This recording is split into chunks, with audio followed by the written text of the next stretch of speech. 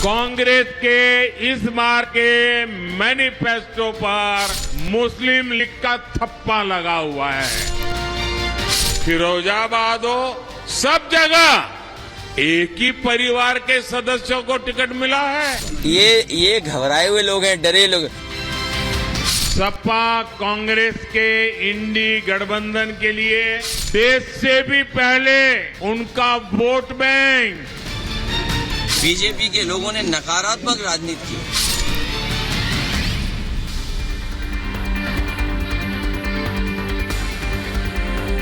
नमस्कार, आप देख रहे हैं रिपब्लिक भारत। आपके साथ मैं हूं Shweta Tripathi. Indian political league का ये कारवां आज पहुंच चुका है फिरोजाबाद में, जहां चूड़ियों की खनक है, कांच की चमक है, लेकिन वो चमक इस बार जीत के तौर पर किसके चेहरे की चमक को बढ़ाएगी, ये यहाँ फिरोजाबाद की जनता आज बताएगी। जनता जनार्दन मेरे साथ है, ढपली के साथ है, लेकिन ये जो ढपली बज रही है बयानों की, ये किसका विश्वास जीतेगी, ये 4 जून को पता लगेगा। तीसरे चरण में 7 मई को यहाँ पर चुनाव है, तो यहाँ पर चुनावी प्रतिष्ठा बीजेपी और समाजवादी पार्टी दोनों की दांव पर है। अक्षय यादव चुनावी मैदान में है, तो बीजेपी ने इस बार मौजूदा सांसद का टिकट काट करके नए प्रत्याशी को चुनावी मैदान में उतारा। ये समीकरण जनता के मन में क्या कुछ हासिल करते हैं, क्या कहती है जनता। मैं शुरुआत करूंगी, लेकिन शुरुआत एक भजन के साथ कर देते हैं। बताइए कौन सा भजन बजा है? भारत माता की जय। और भारत देश हमारा हो, राम सिया गोविंद राधे। भारत देश और गोविंद राधे, गोपाल राधे, गोविंद राधे, गोपाल राधे।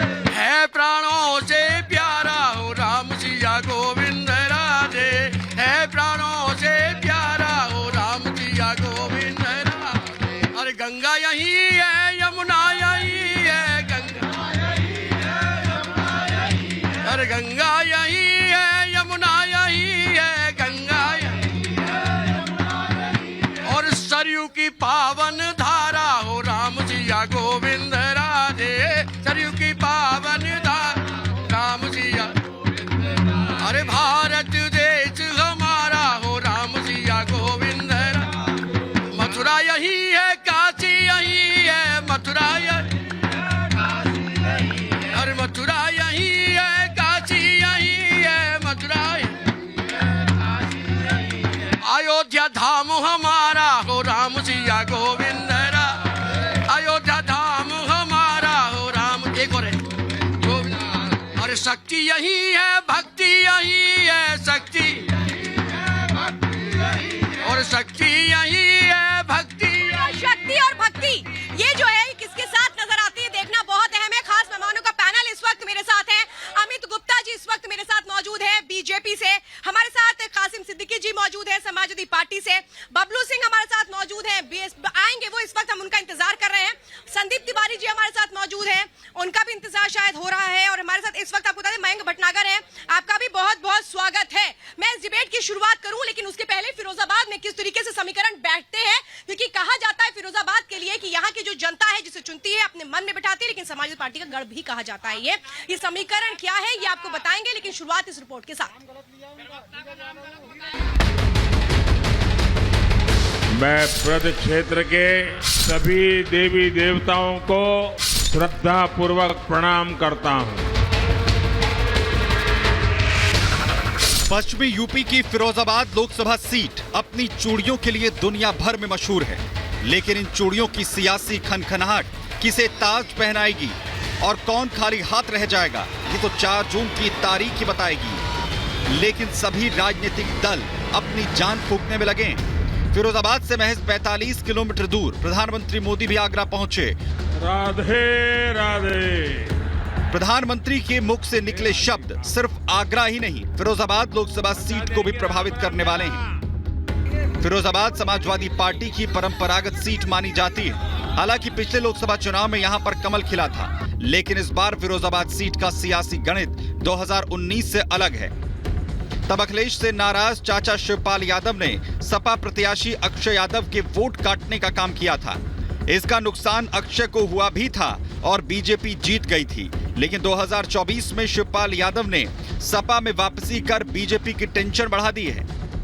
यही कारण है कि फिरोजाबाद संसदीय सीट पर जीत हासिल करने के लिए बीजेपी को खून पसीना एक करना पड़ रहा है।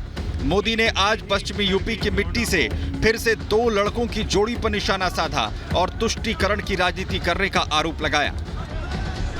जो 2 लड़कों में दोस्ती है ना, इसका भी आधार ये तुष्टीकरण की राजनीति ही है। दोनों मिलकर पिछले दरवाजे से ओबीसी का हक छीनकर अपने वोट बैंक को मजबूत करने के लिए देना चाहते हैं। फिरोजाबाद लोकसभा सीट पर समाजवादी पार्टी की दूसरी पीढ़ी के नेता अक्षय यादव चुनावी मैदान में हैं। ऐसे में मोदी अखिलेश को घेरने से भी नहीं चूके।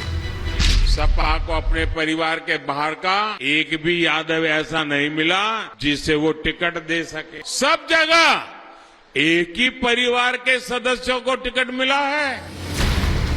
फिरोजाबाद 2009 में अखिलेश यादव की जीत से ही सुर्खियों में आई थी, लेकिन दूसरे चरण की वोटिंग से पहले अखिलेश यादव ने कन्नौज से चुनाव लड़ने के लिए नामांकन किया। दूसरी तरफ योगी हैं, जो अपराध मुक्त प्रदेश के संकल्प के साथ चुनाव प्रचार में जुटे हैं और इसी को आधार बनाकर अखिलेश पर हमला कर रहे हैं। एक माफिया मरा था, उस माफिया के लिए फातिया पड़ने के लिए समाजवादी पार्टी के लोग कैसे विधवा विलाप कर रहे थे, यह भी दृश्य आपने देखा होगा।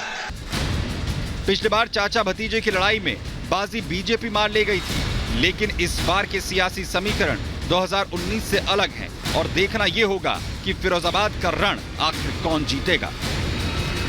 Bureau report, Republic Bharat. और इस वक्त आपको बता दें, मेरे साथ महिलाएं भी मौजूद हैं और हमारे साथ इस वक्त आपको बता दें जो खास मेहमानों का पैनल है, नीरज यादव समाजवादी पार्टी से हमारे साथ हैं। एक बार फिर से मैं स्वागत करूंगी और जोरदार तालियों से स्वागत कर दीजिए। कांग्रेस से हमारे साथ संदीप तिवारी जी, एक बार फिर से आपका स्वागत करती हूँ। बीजेपी से अमित गुप्ता जी हमारे साथ मौजूद हैं और वहीं हमारे साथ इस वक्त आपको बता दें राजनीतिक विश्लेषक भी जुड़ चुके हैं, डॉक्टर मयंक भटनागर हैं। आपका भी बहुत बहुत स्वागत है। महिलाओं से मैं शुरुआत करती हूँ क्योंकि शक्ति कहे कि हर जगह पूजी जाती है। शक्ति किस तरह से खुद को शक्तिशाली महसूस कर रही है फिरोजाबाद में खास? फिरोजाबाद में क्या पूरे देश में ही शक्ति अपने आप को शक्तिशाली महसूस करी, क्योंकि एक तो योजना राशन की आई है जिसमें महिलाओं को फर्स्ट दिया गया है, दूसरा 33% आरक्षण की बात हो रही है, तो ये सभी महिलाओं के लिए शक्ति की बात है। आप कितनी सुरक्षित महसूस करते हैं उत्तर प्रदेश? बहुत सुरक्षित महसूस करते हैं। जब से योगी जी मोदी जी आए हैं अकेले निकलने में बड़ा अच्छा लगता है। पहले तो बहुत डर लगता था, अब तो अच्छे से निकल जाते हैं। सुरक्षा तो है ही। आज हम 8 बजे यहाँ मैदान में खड़े हैं, लेकिन महिलाओं के लिए ये सुरक्षा होती ही नहीं थी। आज हम 9 बजे घर पहुंचेंगे, आप देखो कितनी बड़ी बात है। आज ये योगी मोदी की सरकार है, आज महिलाएं बहुत खूबी रोड पर चल रही हैं, 10 बजे अपने घर पहुंचेंगे। योगी जी जब से आए हैं तब से यहाँ फिरोजाबाद में औरतें अपने आप को इतना सुरक्षित महसूस कर रही हैं कि पहले वो गली चौबारों से निकलना नहीं चाहती थी, अब तो वो रात के 9-9, 10-10 बजे घर से बाहर निकल। कानून